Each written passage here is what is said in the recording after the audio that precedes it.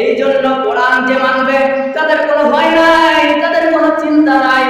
আল্লাহ রাব্বুল আলামিন এই কোরআন দিয়ে যদি দিন চালাও, আল্লাহ রাব্বুল আলামিন তোমাকে হেফাজত করবে। এই জন্য বলেন ফামান তাবিয়া হুদায়া ফালা খাউফুন আলাইহিম ওয়ালা হুম ইয়াহজানুন। এই কোরআনকে যে মানবে তাদের কোনো ভয় নাই, তাদের কোনো চিন্তা নাই। এই কোরআন তো তোমাকে হেফাজত করবে। এই কোরআন দিয়ে দিন চালাবা, কোরআন তোমাকে হেফাজত করবে।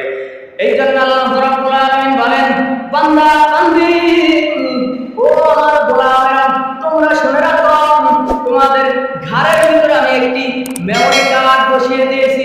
এই মেমরি কার্ড সেই দিন তুলে ধরা হবে। এই জন্য আল্লাহ রাব্বুল আলামিন বলেন অনুখরিজুল কিয়ামাতি কিতাবাই ইয়াহুয়া মানসুরা। আমি আল্লাহ রাব্বুল আলামিন তোমাদের ঘরের ভিতরে মেমরি কার্ড বসিয়ে দিয়েছি। সেই দিন তোমাকে এই মেমরি কার্ড তুলে ধরা হবে। জান্নাত এবং জাহান্নামের মাঝখানে একটি দেওয়াল তৈরি করে দিবেন। সেই দিন জান্নাত এবং জাহান্নামের মাঝখানে মৃত্যুটাকে ঘেরাকরণ করবে, ঘেরাকরণ করে জবাই করবে। জবাই করে জান্নাতীদেরকে একটি ডাক দিবেন, ও জান্নাতীরা, এই হলো তোমার মৃত্যু, এই হলো মৃত্যু। জাহান্নামীদেরকে ডাক দিবে, ও জাহান্নামীরা, এই হলো তোমার মৃত্যু, এই হলো মৃত্যু। আর কোনোদিন তোমাকে মৃত্যুবরণ করতে হবে না। ভাইরা আমার, মা বোনেরা, আল্লাহ রাব্বুল আলামিন সেই দিন কিয়ামতের ময়দানে আমাদেরকে জান্নাতীদেরকে ডাক দিবে। আমরা জান্নাতি যদি হতে পারি, সর্বশেষ যিনি জান্নাতি হবেন। শুধু জাহান্নাম থেকে বের করা হয় নাই, জাহান্নামের গেট থেকে বের করা হলো। এবার আল্লাহ রাব্বুল আলামিনের কাছে ওই লোকটি বলবে, আল্লাহ রাব্বুল আলামিনের কাছে লোকটি বলবে, আল্লাহ তাআলা তুমি আমাকে এমন এমন নিয়ামত দিয়েছো, আর কাউকে তুমি নিয়ামত দাওনি, আর কাউকে তুমি নিয়ামত দাওনি।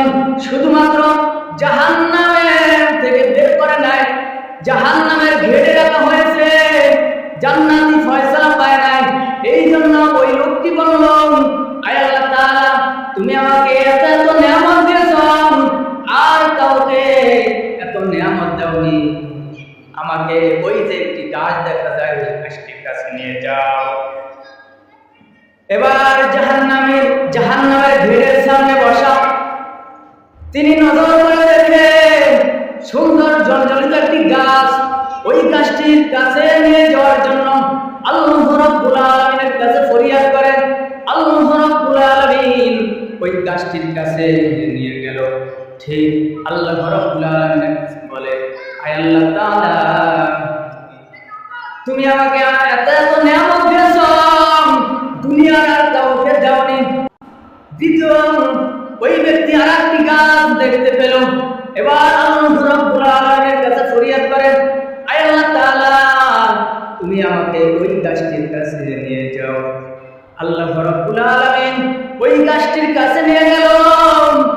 দ্বিতীয়বার একটি আবার নজর করে দেখে জলজলিত একটি গাছ দেখা যায়। এবার বলল, আয় আল্লাহ তাআলা আমাকে তুমি ওই গাছটির কাছে নিয়ে যাও। এমন করতে করতে আবার দেখতে পেল জান্নাতের একটি জলজল আরেকটি গাছ দেখা যায়।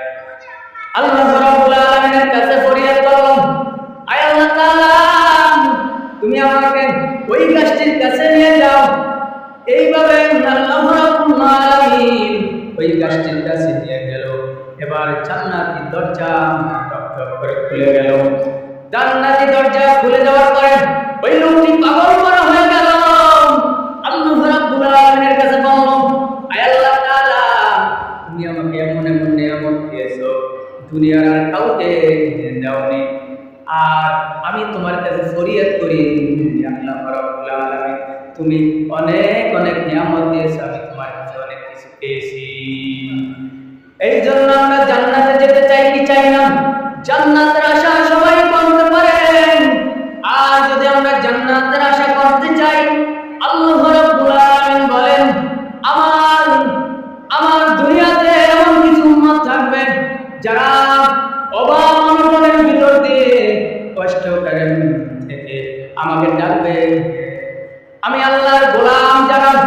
যারা ডান দিকে তাকিয়ে আল্লাহর প্রশংসা করবেন, বাম দিকে তাকিয়ে আল্লাহর প্রশংসা করবেন, দাঁড়িয়ে থেকে আল্লাহর প্রশংসা করবেন, বসে থেকে আল্লাহর প্রশংসা করবেন।